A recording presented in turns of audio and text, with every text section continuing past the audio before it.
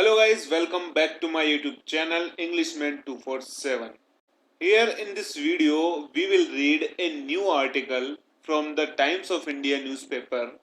तो गाइज हाल ही में 8 अक्टूबर को भारतीय वायुसेना का स्थापना दिवस मनाया गया और प्रयागराज के बामरोली में वायुसेना की परेड और अन्य सांस्कृतिक कार्यक्रमों का आयोजन हुआ। तो उस उपलक्ष्य में ये article the Times of India में प्रिंट हुआ है, तो इसे हम पढ़ने वाले हैं। So without wasting any more time, let's start the video. तो यहाँ पर हेडलाइंस कह रही है, will keep peace, fight and win wars if needed. तो जो वायुसेना के एयर चीफ मार्शल है विवेक राम चौधरी सर, उन्होंने कहा अगर जंग होती है तो हम शांति बनाए रखने का प्रयास करेंगे, लड़ेंगे और जंग को जीतेंगे। There is a need to understand the nuances of growing air power.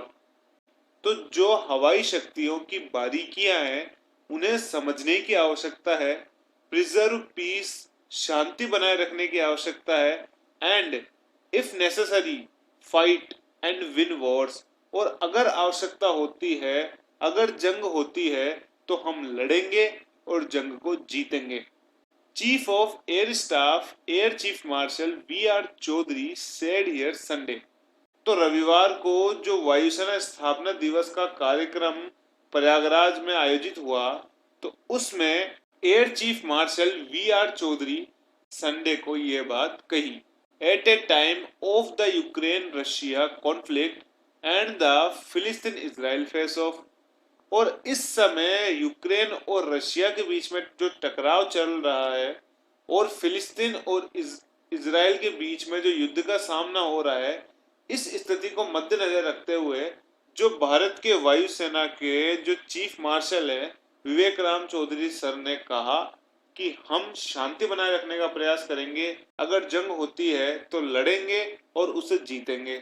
Chaudhary was addressing the parade in Prayagraj, Bamroli on the Indian Air Force 91st anniversary। तो 8 अक्टूबर को वायुसेना का 91वां स्थापना दिवस प्रयागराज के बामरोली में मनाया गया, और इस अवसर पर जो वीएम चौधरी सर है वह जो वहां पर परेड हो रही थी उसे संबोधित कर रहे थे। One of whose highlights was the unveiling of its new ensign। तो जो उस परेड का मुख्य आकर्षण था तो वह था कि वायुसेना का जो ध्वज है उसमें एक नए प्रतीक को जोड़ा गया। तो उस ध्वज का जो अनावरण किया गया वह उस परेड का मुख्य आकर्षण था। The Indian Air Force Chief pushed for faster adoption of technology। तो जो एयर चीफ मार्शल है उन्होंने टेक्नोलॉजी को अपनाने पर जोर दिया। We must strive to be leaders in technology and innovation and invest in cutting edge research. तो उन्होंने कहा कि हमें टेक्नोलॉजी में अग्रणी रहने की कोशिश करनी चाहिए।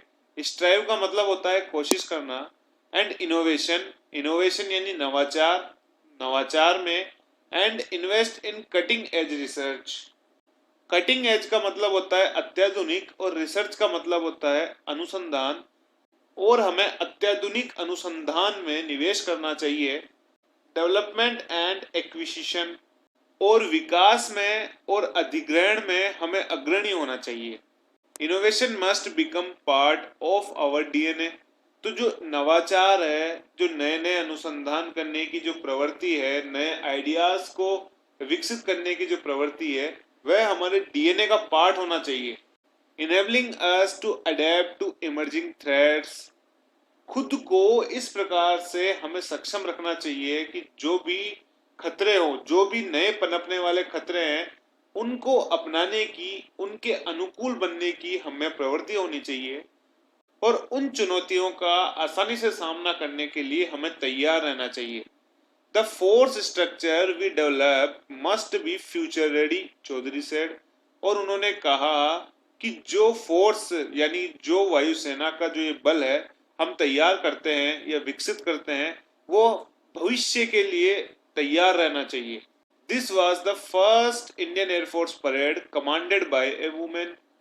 यह पहली वायुसेना की परेड थी जिसको वायुसेना की एक महिला अधिकारी ने कमांड किया यानी नेतृत्व किया। ग्रुप कैप्टन शैलजा धामी, और उस महिला का नाम था group captain Shailja Dhami.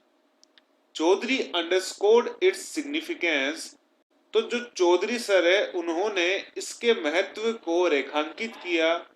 Our air force is recognised as a service, हमारी जो एयरफोर्स है या वायुसेना है वो सेवा के लिए पहचानी जाती है या जानी जाती है। That provides excellent opportunities to bond together as a community, जो एक उत्कृष्ट अवसर प्रदान करती है समुदायों को आपस में जोड़ने का, एक उत्कृष्ट अवसर प्रदान करती है। With newer avenues for women empowerment, he said. तो जो इंडियन एयर फोर्स के जो एयर चीफ मार्शल है उन्होंने कहा कि जो भारतीय वायुसेना है यह है समुदायों के बीच में एक उत्कृष्ट बॉन्ड बनाने का अवसर प्रदान करती है, साथ ही महिलाओं के सशक्तिकरण के लिए भी रास्ते प्रदान करती है। This was also the first Indian Air Force parade where an all-women contingent composed of the newly inducted Agniveer Vayu women marched with their male counterparts. Counterparts का मतलब होता है समकक्ष या बराबर, इंडक्टेड का मतलब होता है शामिल होना, और कंटिजेंट का मतलब होता है दल, और कंपोज्ड का मतलब होता है मिलकर बना हुआ। तो इस पूरे सेंटेंस का मीनिंग है कि यह पहली इंडियन एयरफोर्स की परेड थी जिसमें एक पूरा महिला अधिकारियों का दल था, जिसमें अग्निवीर वायु महिलाएं शामिल की गई थी, और उन्होंने पुरुष वायुसेना अधिकारियों के साथ ही या बराबर परेड में हिस्सा लिया। In the context of readiness, तत्परता के संदर्भ में। इन द कॉन्टेक्स्ट का मतलब होता है के संदर्भ में। The air force chief flagged rapidly shifting realities, तो इंडियन एयरफोर्स के जो एयर चीफ मार्शल है वी.आर. चौधरी सर, उन्होंने तेजी से बदलती हुई वास्तविकता को चिन्हित करते हुए या उजागर करते हुए कहा, there is a need to assess ourselves candidly. उन्होंने कहा कि हमें खुद का खुलकर आकलन करने की आवश्यकता है। कैंडिडली मतलब खुलकर, और असेस का मतलब होता है आकलन करना। And to address any inhibitions to change, Chaudhari said. Inhibition का मतलब होता है बाधाएं, और परिवर्तन में आने वाली किसी भी बाधा को दूर करने के लिए उन्होंने खुद का आकलन करने के लिए कहा। From multi domain operations to hybrid warfare, अलग अलग तरह के ऑपरेशन से लेकर जटिल या मिश्रित युद्ध तक, there was a need to recognise that modern warfare transcends traditional boundaries. अलग अलग तरह के ऑपरेशन से लेकर मिश्रित युद्ध तक में हमें आवश्यकता है यह पहचानने की युद्ध की पारंपरिक सीमाएं उनसे ऊपर उठकर मॉडर्न तकनीक यानी कि आज की जो तकनीक है उसके युद्ध को पहचानने की आवश्यकता है। The world is changing as a rapidly pace. Pace का मतलब होता है गति। दुनिया बहुत ही तेजी से बदल रही है।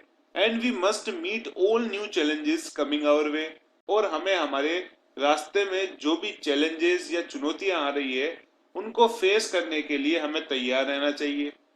The Indian air force is not just a military force. जो भारतीय वायुसेना है वह केवल सेना का बल नहीं है। It is a symbol of our nations collective strength and determination. Collective का मतलब होता है सम्मिलित या सामूहिक। यह भारत के सामूहिक ताकत और दृढ़ निश्चय का एक प्रतीक है, सेड चौधरी। जो चौधरी सर है उन्होंने कहा, quoting a shloka verse from the Bhagavad Gita. तो जो हमारा पवित्र ग्रंथ है भगवद गीता, उसके एक प्रेरणादायक श्लोक का उच्चारण करते हुए उन्होंने ये बात कही। तो गाइस, अगर वीडियो पसंद आई तो वीडियो को लाइक करें, और इसी तरह अपनी इंग्लिश को इम्प्रूव करने के लिए चैनल को सब्सक्राइब करना ना भूलें।